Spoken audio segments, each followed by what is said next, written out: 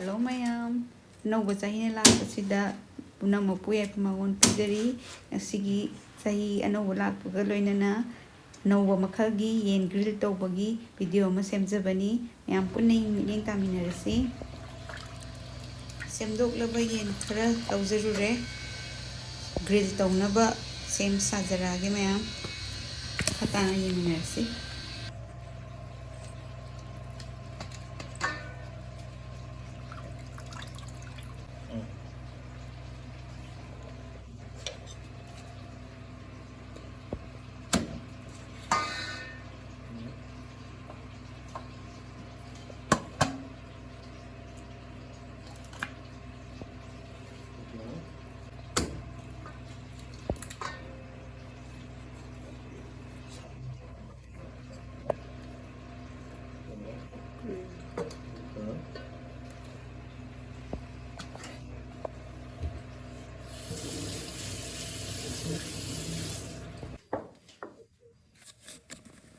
yen se mathak muthum sangnanaba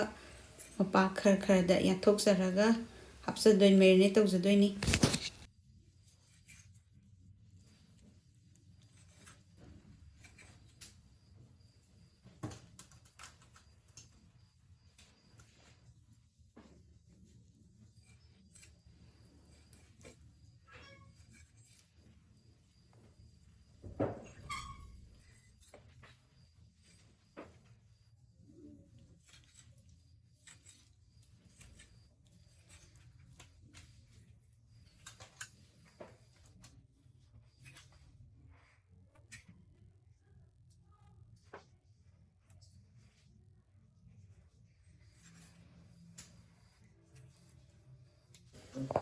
leibire mayam machal karigi marinate tawnaba grind tawdoine sige se punna grinder da hapsalaga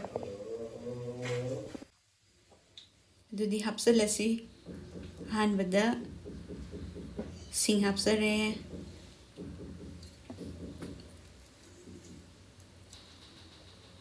chanam hapsinjare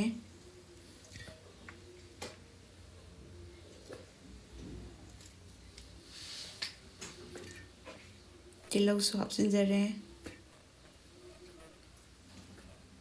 morok tekpa dagi spring onion khamen asinba na chingba loina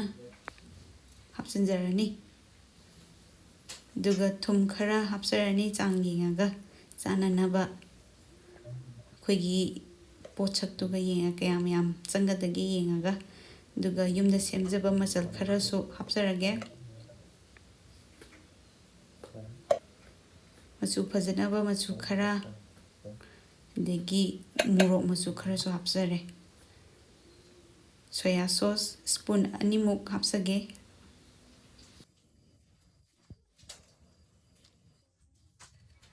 sida leijare takthoklaba machal mayam se sisina khoigi yen ngasai yen semjagibadu phajana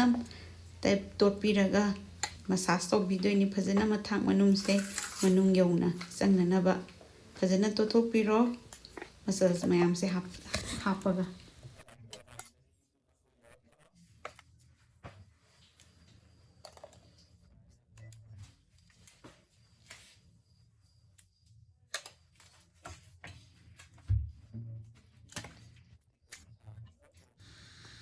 sumaina loinamak phajana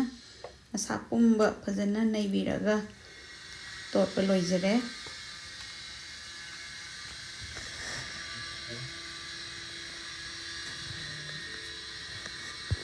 hojik oven da hapsanaba sem sajarage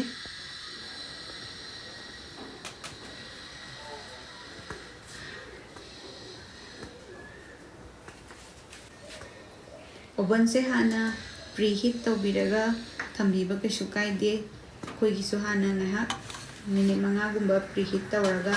thamjabani adugi matungda hapsadoini duga makhada foil ama thabiba yamna mathau tai sidagi thorapa thawgaiduna oven gi makhasi loina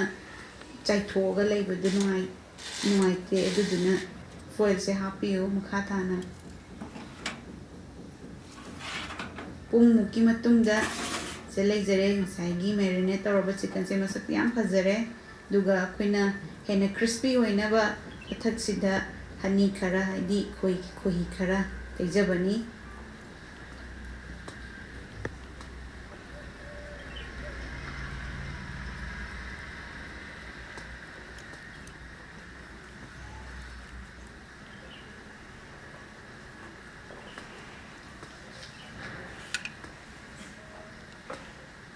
maikei animak sumaina taibiraba tungda mu oven da pungkhai mu amuka phajana yairaba tungdadi yani phajana haurani use hona dum phajare yengbada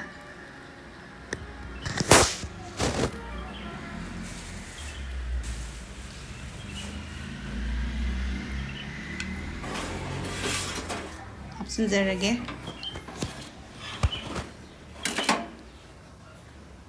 sisina aroiba oidoini sisina yam hawe masakse ubada haure sadrasu phajana mulle saga se mahau mukta yengsi phajana haure myamsu try tawbiyu sigi recipe se yam haubani yam laina yumda semba yaba pot ngakta na semjabani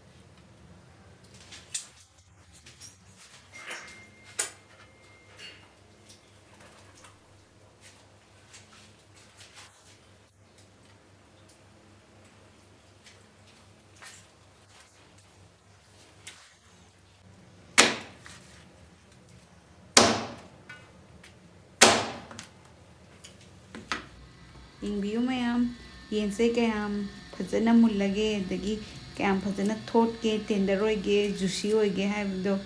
loina khutna phajana yam laina setpe yai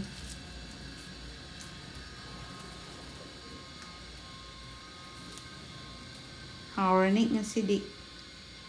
yense phajana mulle manung yoge setpe loin kele loina taste khara tawse mayam mapan gise amna crispy oiraga sabada haudobo male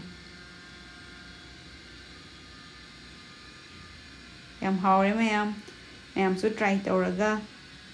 muktang haibirao akoigi channel sibu yengbibagi support tawbibagi like subscribe amadi share tawbasu kawbiganu mayambu amuka na thagachari amuka hanna mayambu khurumjari